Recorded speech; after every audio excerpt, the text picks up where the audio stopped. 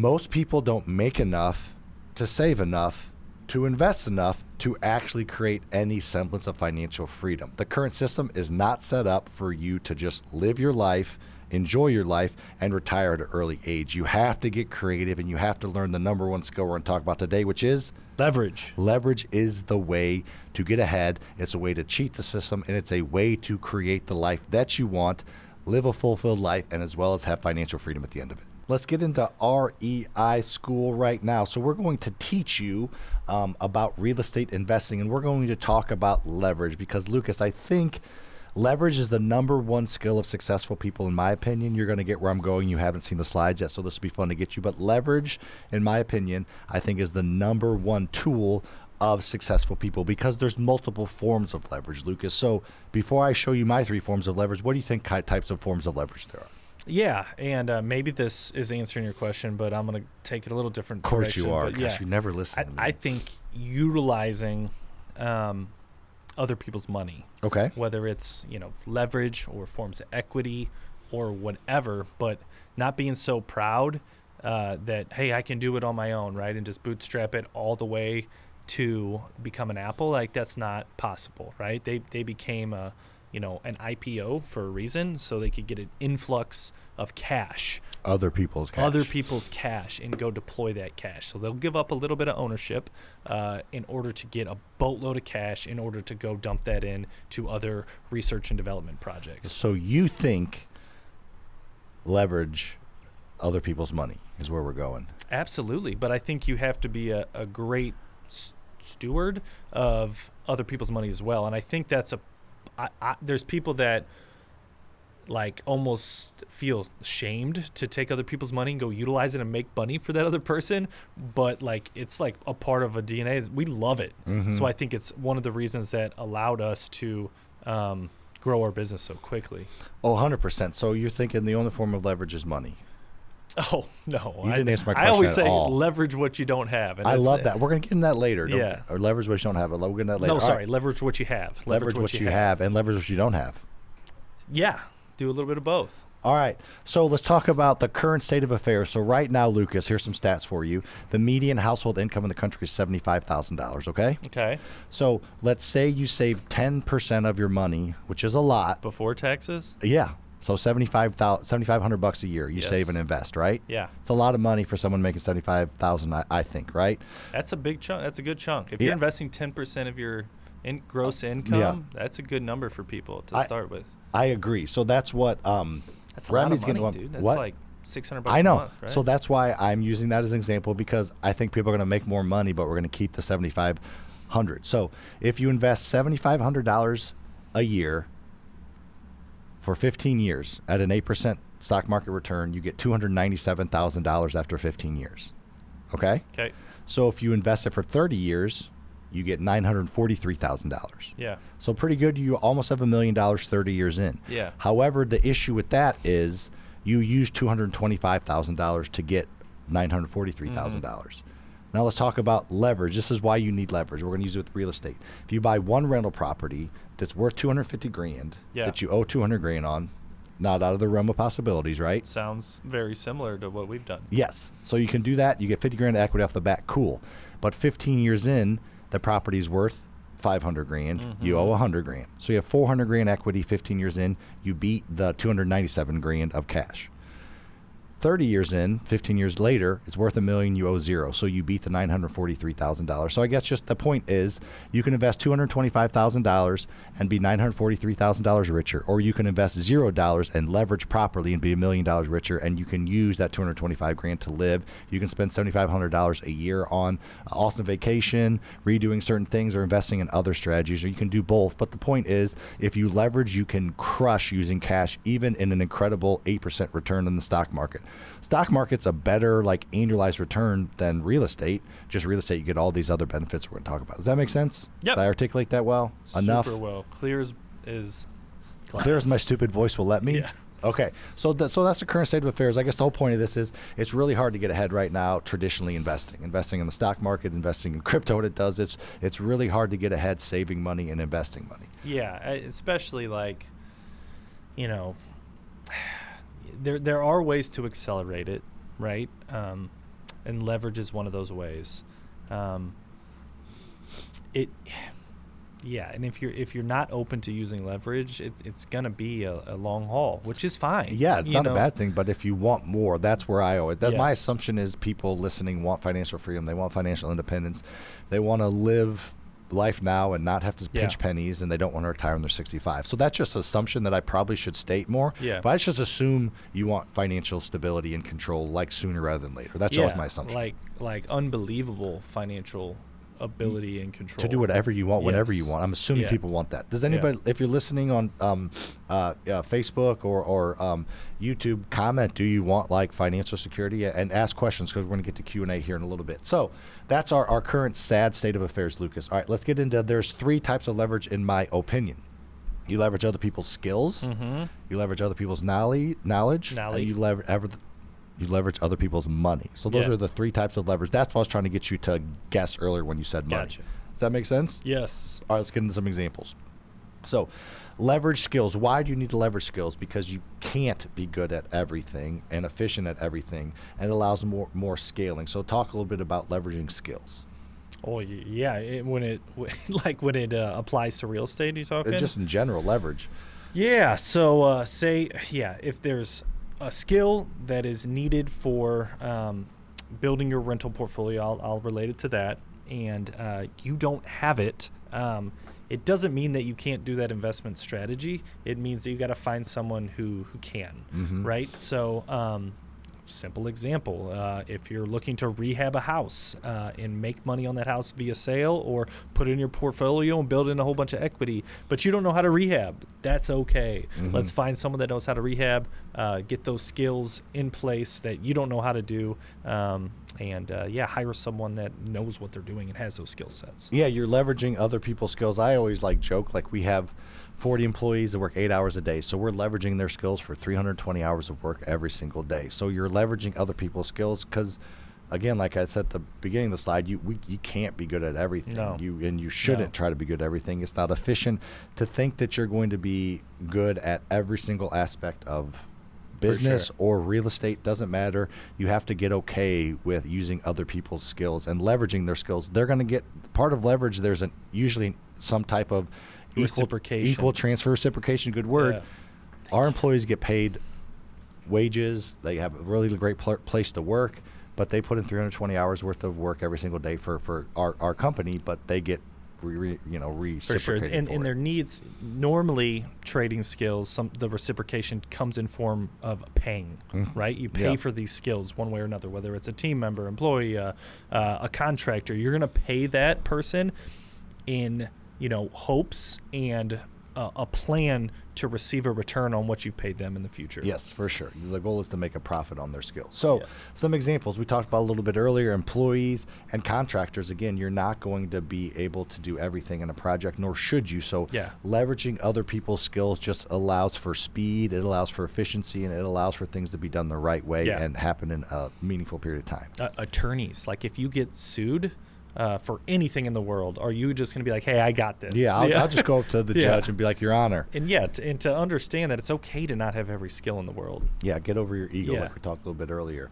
All right, so like I said a little bit earlier, allows you to buy time and efficiency. And the thing I love about it, Lucas, is you learn from other people's getting efficient with their skills. So I like that. So, and you can learn from, if you want to, there's certain skills you might want to learn, and you pay for that skills, and then you're able to maybe learn from them and then take those over as your skills grow, if that's one skill you want to develop. Cool. All right, so we'll stick with this slide. This slide's supposed to say leverage knowledge, not leverage skills. So the second thing is leverage knowledge. So leveraging knowledge allows you to buy other people's time. Somebody spent time learning something, and you're leveraging that time, and you're literally, when you all of this leverage, you're just buying time is what you're doing, not having to spend the time doing it yourself.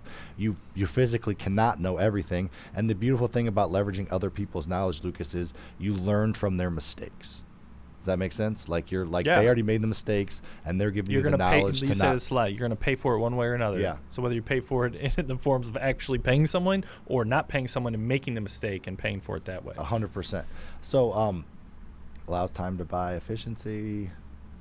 We're out of it. T-Jock. All right, there you go. Some examples. So leverage other people's knowledge. So there's YouTube, there's podcasts. So like people are learning from all of our, like we did a whole last week's episode was the entire episode was on all the screw ups we've done over the last few years, all the issues we've made. So people are hopefully after watching last week's episode, go watch it if you haven't on YouTube or the podcast. But like we talked about a ton of issues with not raising enough money. So other people listen to our podcast for free, and hopefully on their next deal or their first deal, they're going to raise a little bit more money so they don't have all the issues that we had. Yep. So, and then coaching is a big part of leveraging other people's knowledge. We've learned a lot over the years. So once you learn other people's, or once you have other people's knowledge, you're just going to, you have to pay for it. Like we alluded to earlier, Lucas, you pay for education either way. You either pay for it through inefficiencies, you pay for it in lack of profit. Like maybe you bought a property, you overpaid a little bit, you over rehabbed a little bit, took longer than you thought, and you made 25 grand. Good for you. But with the right coach, maybe you bought it right, did it faster, and didn't do as much rehab, and you made 50 grand. So, but paid $5,000 for coaching. You still come out on top. 20 grand ahead. Yes, exactly. So that's where you have to get over your ego. Nobody, if you think you can do this efficiently on your own right away, you're wrong. That's probably why you haven't started, because you have an ego and you think like, all gurus are scammers. Whatever you think, you're not going to be efficient right off the bat. So paying for that knowledge or getting it for free through stuff like this is worth its weight in gold. Keep the questions coming, Ryan. I love that question. We'll get into that here. You want to get into it now, or you want to wait? Yeah, I don't mind answering that one now. Get it. Read it and answer. So Ryan asks, thanks for asking this question, man. How should we determine the quality of rehabs for rentals? Should spend the bare minimum, go all out on the nicest stuff, or somewhere in between? Man, this is such a good question, and there's so many ways we can answer it. But in general, I think there's two sides when we talk about this. Like number one, you want something in a rental property that's durable, and then on the other side of thing, like cosmetically, you want it to be appealing and nice for the new home tenant, for the new tenant. So the good news is most of the things that are more durable are nicer stuff, like hardwood floors or luxury vinyl plank in lieu of carpet.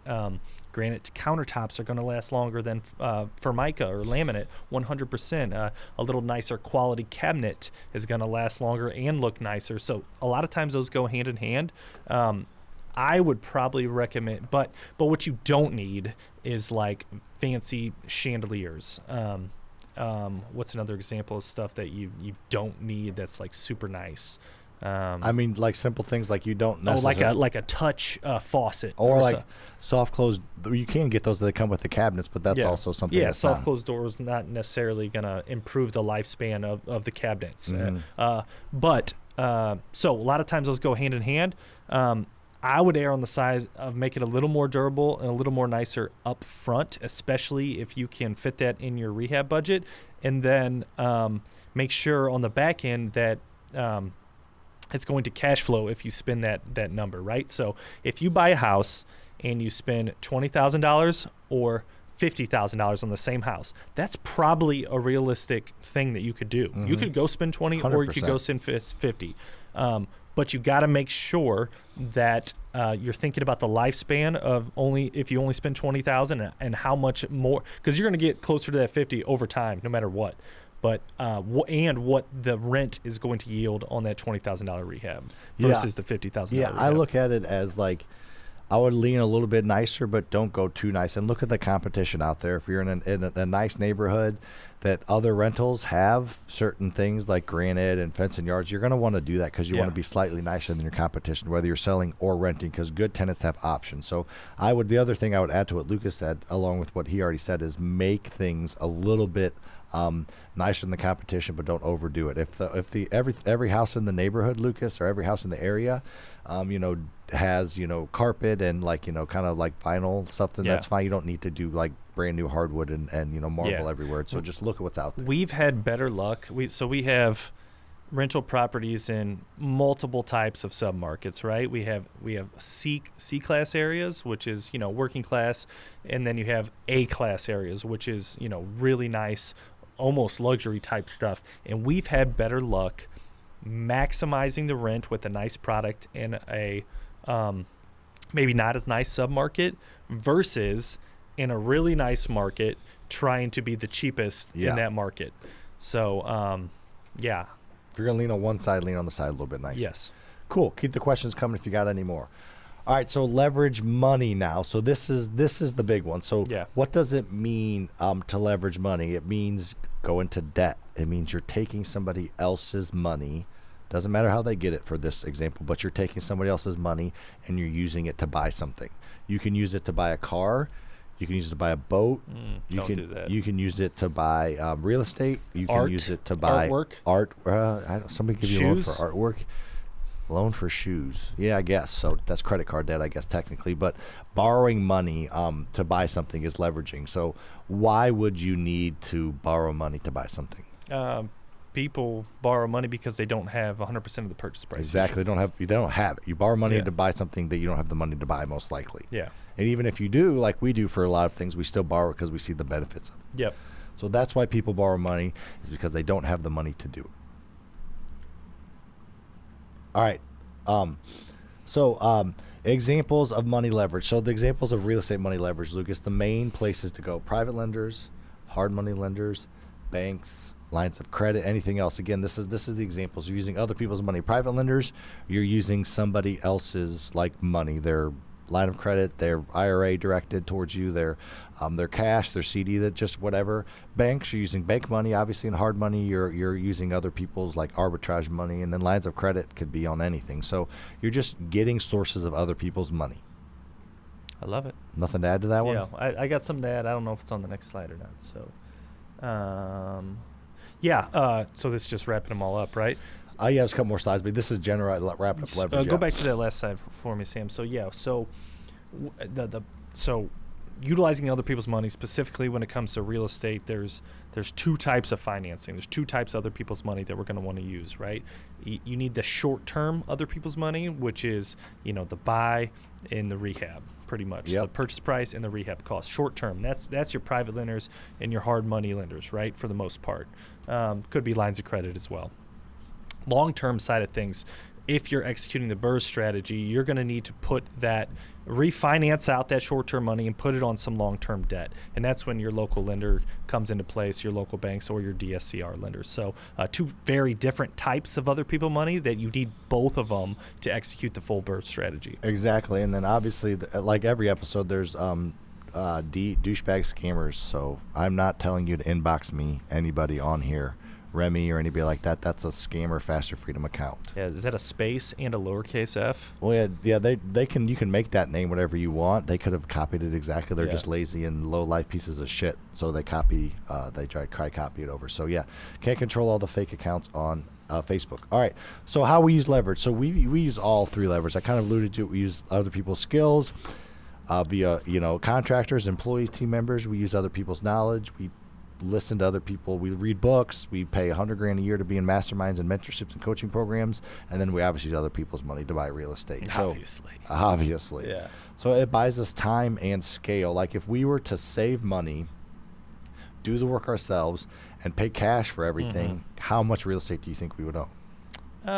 We own $47 million now. Just pay cash for everything. I mean, we're not leveraging. That's what I'm saying. I don't know, 2-3 million. Yeah, or 15 times that. Yeah. Yeah. So yeah, and I think there is a balance as we've seen as we've grown of not being over leveraged as well, and making sure you got a good loan to value and you're not your debt payments aren't outpacing your rental income. So I'll always be analyzing that. But in general, this is a huge part of what we teach. People come to us all the time.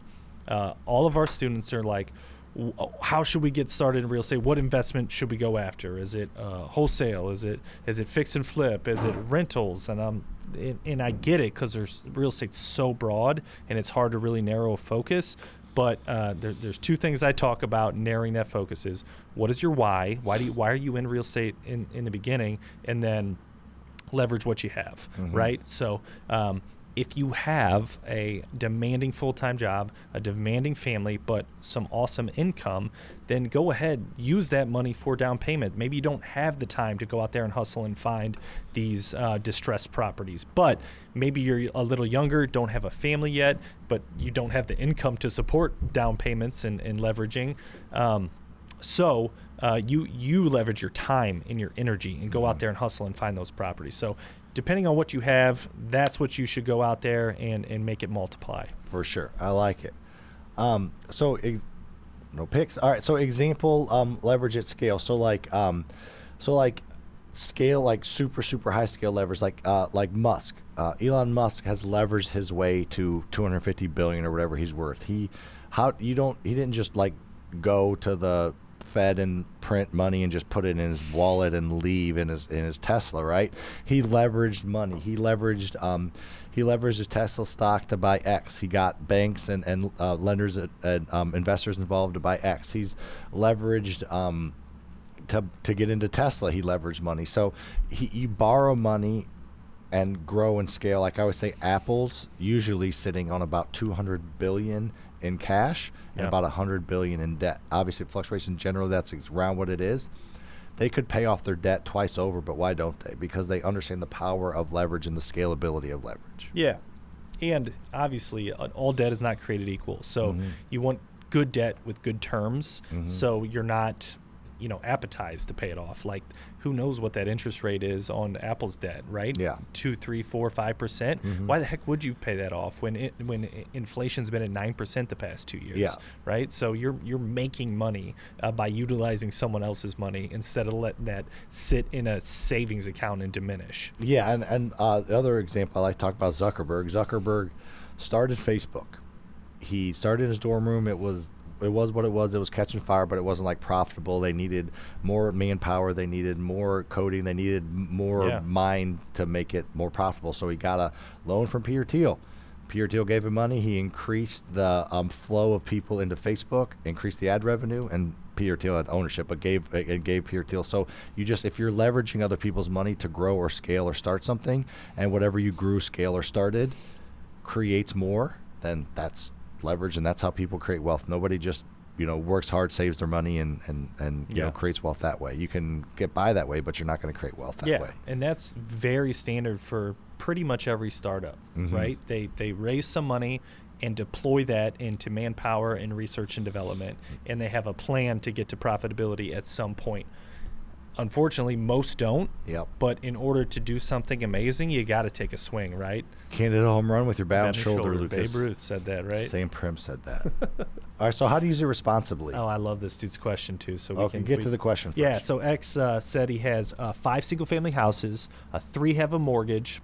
After portfolio loan, I'll get $200K cash back, but only make $1,000 a month cash flow for 5 single families. How much cash flow do you look for when you're fully leveraged? So I think that's a beautiful spot to be with 5 properties. We look for about $200 a month per property. So you are right there with that $1,000 a month for those 5, and you'll have $200K in your pocket to go deploy or utilize or keep as reserves.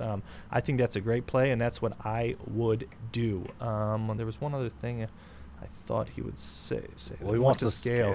We'll use that $200K. So how you can use that $200K to scale is you can put 20% down on $1 million complex. Yep. You can use that as rehab funds. Go to hard money lenders. They're going to want a down payment, and they're going to be a pain to use rehab funds. So you can do 2 or 3 projects at a time with a hard money lender and use your cash to like fill the gaps of their monthly payment or the rehab funds, because you're going to get it back when you sell or refinance. Or you can just have it there and be able to, a private lender, a hard money lender is more likely to lend you money with $200K in the bank. And just that shows the beauty and power of real estate right there. 5 properties, that's it.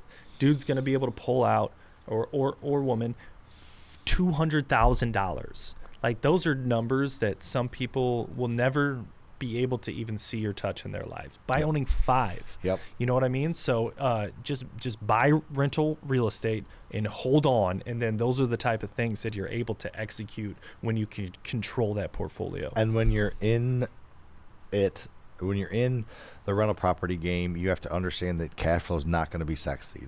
He said only $1,000 a month. That's about what you'll have to do if you're using none of your own money to do this. So you're not going to make a ton of cash flow at first buying rental properties. Just the numbers just don't add up. The math's just not there. Yeah. Awesome. So we talked about this a little early, Lucas, but leverage what you have and then leverage what you need. Like it's a different way to look at leverage, but it's same thing. Yeah. Yeah. You have money, leverage that and use that. You don't have money, leverage other people's. Then. Exactly. This is where are you leveraging from, yourself or someone else? Yeah. But leverage, like it's just super important skill to have. And then always have a safety net. Obviously, don't try not to over leverage. I think the general financial system helps avoid that. It did it in 08. It has now, like the type of loans and how much they'll give you. It's pretty protected, I feel like. Yeah. Cool. All right. So common mistakes are not sticking your numbers and giving up. Yeah. What do you think about those mistakes? Yeah. Those are big, right? Emotion is a big part of human decision making, but when you're analyzing investment property, that is one time that you need to take emotion out of it. Stick to your numbers. Don't fudge the ARV. Don't fudge the rental rate. Don't fudge the estimated construction cost to fit in a mold that you think is going to be perfect. So give yourself a little buffer on all three of those things, and it's going to work out for you. Perfect. All right. What about giving up? You got anything to say there? Is that a common mistake you've seen? It is. The number one mistake people make is giving up. If you don't give up, you will eventually get there for sure. Don't you think? Yeah. Thanks for watching. We appreciate it. Make sure to hit that like button, comment with something you learned, and make sure to subscribe to this channel. We give away more free advice on how to create wealth based on things we actually do every single day than any other channel on YouTube. Make sure to share this with a friend because our mission is to inspire you to think differently about freedom.